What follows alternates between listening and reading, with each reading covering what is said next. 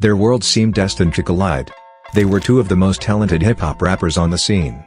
And they both were dedicated to exposing the truth of the tribulations of life on the streets, social injustice, and the racial divide. But the biggest difference between Tupac Shakur and Biggie Smalls was their car collections. So today on the Celebrity Cars, let's confront two legends, Biggie vs Tupac car collections.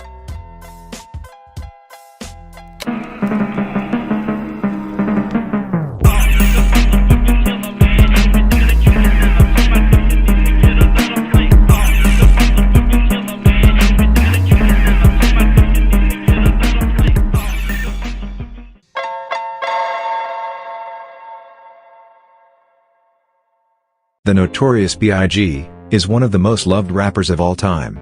Even after just over 2 decades past his tragic and untimely death, he is still included in a lot of fans' top 5 greatest rappers of all time. Like many other stars in the rap game, the man loved his cars. If you take a look at some of his lyrics, you might notice he references various vehicles throughout the course of his discography. To start off, this is the most famous car of Biggie's that went up for auction. Unfortunately, this one went on sale because of its infamous reputation. It was the vehicle Biggie actually died in. 20 years after his death in 1997, the vehicle went up for sale with an asking price of $1.5 million. But was sold at $750,000. The forest green Suburban actually still had the bullet holes on the car intact, as well as the bullet hole through Biggie's seatbelt. When we think of all of Biggie's car references, the one that is arguably the most memorable in the rapper's repertoire is his Shout Out and Hypnotize, one of his biggest hits ever. In the song at one point, he raps, "Dare I squeeze 3 at your cherry M3? Bang every MC easily, busily." Although in the song Biggie is talking about the car being owned by enemies, and not himself personally, that does not mean he disliked the car necessarily. The fact that he chose the classic 90s BMW car specifically was a major compliment. The car was a classic vehicle in the 90s, with BMW only producing them from 1992 to 1999.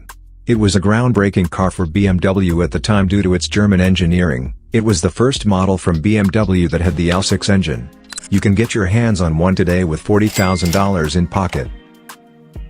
Following up, the rapper actually mentioned the Range Rover 5 different times in 5 recordings over the years. The Range Rover would have been a great choice for someone being chauffeured around. It is a heavy-duty vehicle that makes a statement.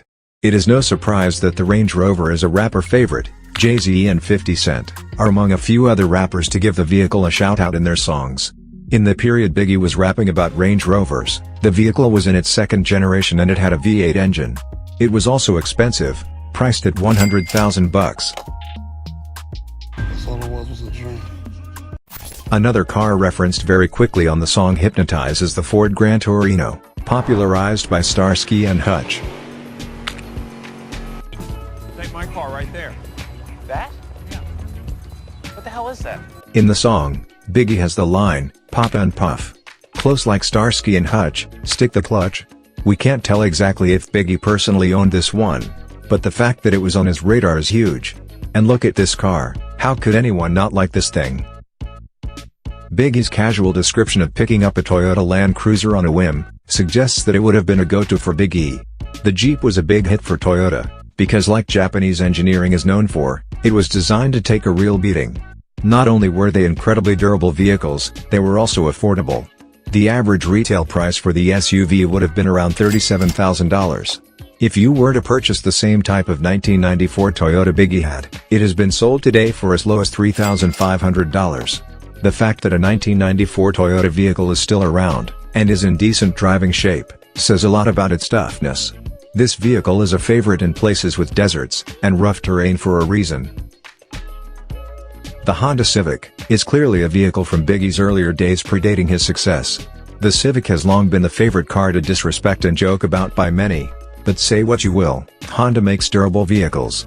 For a guy who loved Asian vehicles, Biggie's list would not be complete with at least one Honda manufactured vehicle that he paid a sweet $4,000. Beyond just an easy slant rhyme with the words feet and sweet, it makes sense that Biggie would give the Isuzu Trooper a shout-out on his debut album. It was quite the popular vehicle for its time, with its years of production actually spanning just over 2 decades, from 1981 to 2002. The second generation of the SUV arrived on the scene in the 90s, making it the perfect time for Biggie to acquire it due to how improved it was. And it was just priced at $8,000. As you saw, Biggie was not about expensive and lavish cars, but more about the true experience and feeling of driving cars that he loved personally. And you can only respect that. That's all it was a dream.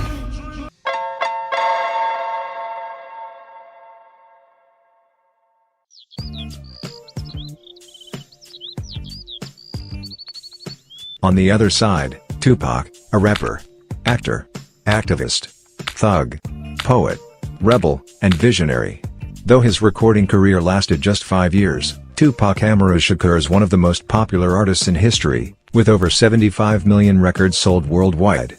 More than half of his 11 studio albums sold over 3 million copies in the US, and both 96's All Eyes on Me and his greatest hits collection have been certified diamond, surpassing the 10 million mark, and placing them among the top-selling albums of all time. On his 21st birthday, Tupac bought a black Jeep Cherokee, with automatic transmission and a tow package in June of 1992, with a down payment of $10,000 against a purchase price of $29,298.99. The rapper's ivory Range Rover met its demise when Pac's friend, Hussein Fatal, borrowed it without his permission and then totaled it. Everyone at Death Row Records knew you had to be out of your mind to mess with something that belonged to Tupac, and the rapper was so mad about the SUV, that he immediately sent his accomplice back to California. The Range Rover was making its debut during this time, and Tupac was among one of the first owners, and his Range Rover was also featured in a few music videos.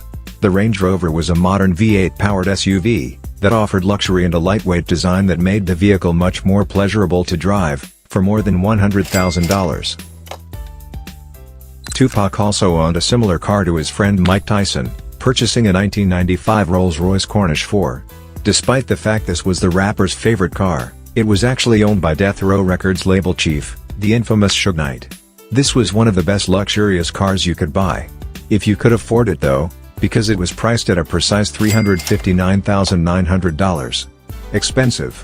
Tupac was quite proud of the Rolls-Royce Corniche, often seen driving it around, and featuring the vehicle in a few of his music videos. This was a big and luxurious car that could still pack a decent performance punch when it needed to.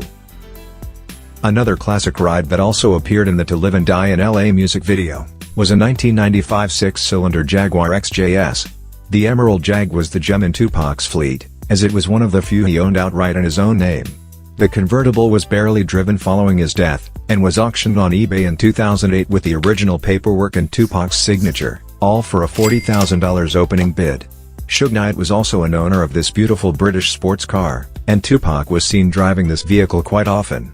With the lightweight design, and the pinnacle of V8 engines, the 1995 Jaguar XJS is a true driver's machine, with enough luxury to please even the most discerning shopper, or in this case a musical celebrity. In his classic To Live and Die in LA 1996 music video, Tupac cruised through the City of Angels in a lemon yellow 1961 Chevy Impala. The product placement further enhanced the Chevrolet brand following NWA's famous Cruisin' Down the Street in My 64 lyric. It's safe to say Tupac had an influence on Chevrolet, snatching a 16.80% peak US market share in that year. Tupac had a real bond that he formed with the West Coast rap scene, and there is probably not a car that is more synonymous with the West Coast than the 1961 Chevrolet Impala. A car that you can get for a cool $50,000, in today's market. Tupac made his millions quick, and Suge Knight was quick to show the young rapper how to spend his money. The Mercedes 500 SL is a car that Tupac was in love with, and was actually featured in many of his most famous songs. The rapper shared this car choice with his best friend Mike Tyson, who also came from a similar troubled background. A 500 SL's price is between $100,000 to $200,000. Tupac Shakur was one of the original owners in addition to Suge Knight, although Tupac's vehicle was much more of a special order with a blacked-out design, that was complete with bright off-road lighting and huge tires. The Hummer H1 Eliminator is a truly one-of-a-kind vehicle that will always stand out.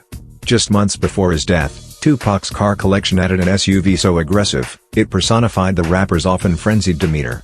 The customized 1996 Hummer H1 has a 6.5-liter turbo diesel V8, Backed by an automatic transmission.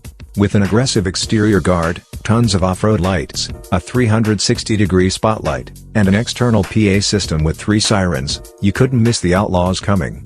The mammoth military mimicking motor sold at auction in 2016 for $337,114. After watching Mike Tyson trade leather with Bruce Seldon, in a boxing bout in Las Vegas, Tupac rode down the Vegas Strip in the passenger seat of a 1996 BMW 750 Eel.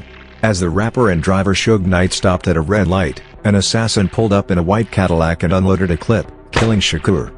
The infamous BMW has recently been listed for sale on Moments in Time for an astounding $1.5 million. The 1996 BMW 750 Eel was a fine piece of automotive engineering, and there was also an even larger model which came with the notorious V12 engine, and this is one of the highly sought-after used models.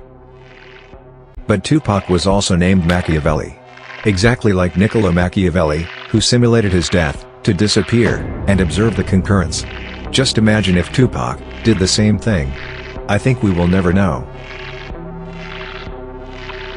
That was for Biggie vs Tupac car collections. Who wins in your opinion? And also tell us who was your favorite rapper between these two legends. Thank you so much for watching, and of course, don't forget to like, comment, and subscribe. And tell us whose celebrity car collection you want to see next, on the Celebrity Cars.